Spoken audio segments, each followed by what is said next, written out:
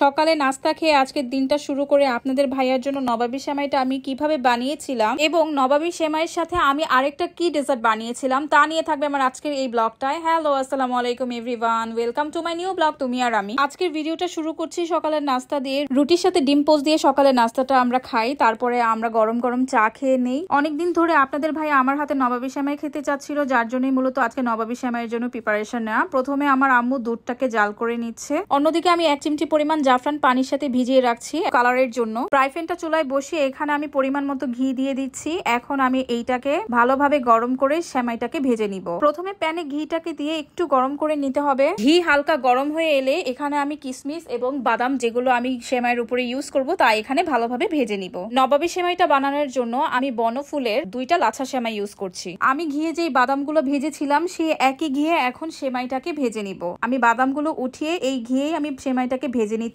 ভালোভাবে। হালকা ভাজা হয়ে আসলে এখানে আমি পরিমাণ মতো গুঁড়ো দুধটাকে অ্যাড করে দিচ্ছি। এই গুঁড়ো দুধটাকে সেমাইয়ের সাথে ভালোভাবে মিক্সড করে ভেজে নিতে হবে। দেন আমি এখানে স্বাদ মতো চিনি অ্যাড করে দিচ্ছি এবং এটাকেও ভালোভাবে এখানে মিক্স করে একটু ভেজে নিতে হবে। সেমাইগুলো ব্রাউনিশ কালার হয়ে গিয়েছে, যার জন্য এখন আমি সেমাইগুলোকে প্লেটের মধ্যে নিয়ে নিয়েছি। তার সাথে আমার ভেজে রাখা বাদামগুলোকেও আমি অন্য প্লেটে নিয়ে নিয়েছি। এখন আমি একটা ডিশের মধ্যে প্রথমে আমার ভেজে রাখা সেমাইগুলোকে ভালোভাবে বিছিয়ে নিচ্ছি। অন্যদিকে আমি প্যানের মধ্যে যে দুধটাকে আমি একটু জাল করে নিয়েছিলাম সেই দুধটাকে এখন আমি প্রসেসিং করব নবাবী সেমাইয়ের জন্য। আমি চুলাটাকে লো আঁচে দিয়ে দুধটাকে আবার একটু জাল করে নিই এবং এখানে আমি পরিমাণ মতো কনডেন্স মিল্কটাকে অ্যাড করে দিচ্ছি। আমি দুধের সাথে 4 টেবিল চামচ পরিমাণ কাস্টার্ড পাউডার অ্যাড করে দিব। তার সাথে আমি ডানো ক্রিমটাকেও অ্যাড করে দিব। আপনারা চাইলে অন্য যে কোনো ব্র্যান্ডের ক্রিমটাকেও এখানে দিয়ে অ্যাড করতে পারেন। আমি ডানো ক্রিমটাকে এখানে অ্যাড করে দিচ্ছি। ডানো ক্রিমটা দিয়ে আমি এই দুধটাকে ভালোভাবে মিক্সড করে নাড়াচাড়া করে জাল করে নিব। দেন আমি এখানে কাস্টার্ড পাউডারটা অ্যাড করে দিব এবং অ্যাড করে দেওয়ার পরে আমি এটাকে ভালোভাবে নাড়াচাড়া করব। ততক্ষণ আমি ভালোভাবে সবকিছুকে নাড়াচাড়া করে মিক্স করব যতক্ষণ পর্যন্ত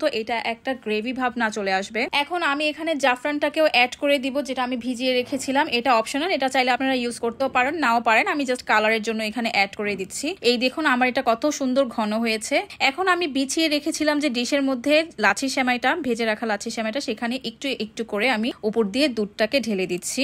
সুন্দরভাবে পুরোটা ডিশের মধ্যে এভাবে দুধটাকে ভালোভাবে আমাকে দিয়ে দিতে হবে। তারপরে আমি এখানে আবার একটু সেমাই অ্যাড করে দিচ্ছি। দেখুন আমার নবাবী সেমাই বানানোর জন্য যে দুধটা প্রসেস করেছি সেটা কি সুন্দর একটা কালার এসেছে, পুরো ইউলিশ একটা কালার। এই তো আমি ভালোভাবে এখন এখানে সেমাইটাকে বিছিয়ে দিচ্ছি। এখন আমি এখানে আবার একটু দুধ অ্যাড করে দিচ্ছি। এটার উপরে আমি পুরো দুধটাকে দিয়ে দিব। দিয়ে দেওয়ার পরে তারপরে আমি এর উপরে আবার সেমাই দিয়ে দিব। পরিমাণ মতো দুধ দেওয়া হয়ে গিয়েছে। এখন আমি আমার বাকি যেই সেমাইগুলো আছে ওগুলোকে এখন উপরে উপরে দিয়ে দিব। নবাবী সেমাইটাকে আমি ডেকোরেশন করার জন্য কিশমিশ, কাজু বাদাম এবং কাঠবাদাম ইউজ করেছি। এই তো ফাইনালি তৈরি হয়ে গেল নবাবী সেমাই। আপনাদের ভাইয়া খুব ইচ্ছে ছিল এই নবাবী সেমাইটা খাওয়ার, তো যাক ফাইনালি আপনাদের ভাইয়ার জন্য বানিয়েই ফেললাম নবাবী সেমাই। কিন্তু এই নবাবী সেমাইয়ের জন্য আমি যেই দুধটাকে প্রসেস করেছিলাম সেটা অনেক বেশি করে ফেলেছি। চিন্তা করলাম কেননা একটা ডেজার্ট বানিয়ে ফেলি। তো বাসায় ছিল মেরি বিস্কিট, সেটাকে আমি কফির পানির সাথে ভালোভাবে মিক্সড করে একটু ভিজিয়ে তারপরে আমি এখানে একটা আমার ডেজার্টের বাটিতে এটা ভালোভাবে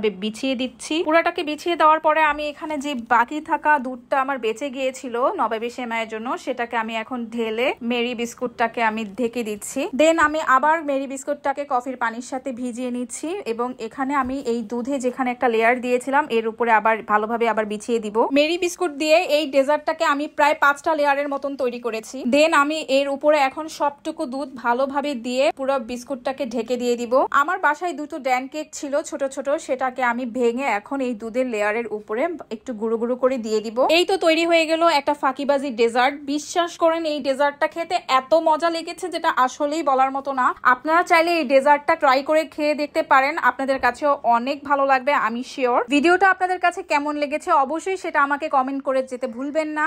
আপনাদের ভাইয়ের কাছে জানতে চেয়েছিলাম যে আমার হাতে বানানো এই ফাঁকিবাজি ডেজার্ট সহ নবাবী সেমাইটা কেমন লেগেছে। আপনাদের ভাইয়ের কাছে খুবই মজা লেগেছে আমার হাতের ডেজার্টটা। আমি নিজেও এই ফাঁকিবাজি ডেজার্টটা ট্রাই করে দেখলাম, আসলেই খুবই মজা হয়েছিল। ভিডিওটা ভালো লাগলে অবশ্যই আমার পেজটাকে লাইক, ফলো এন্ড শেয়ার দিয়ে আমার পাশেই থাকবেন। আজকের ব্লগটা এই পর্যন্তই, দেখা হবে নেক্সট ব্লগে। ততক্ষণে আল্লাহ হাফেজ।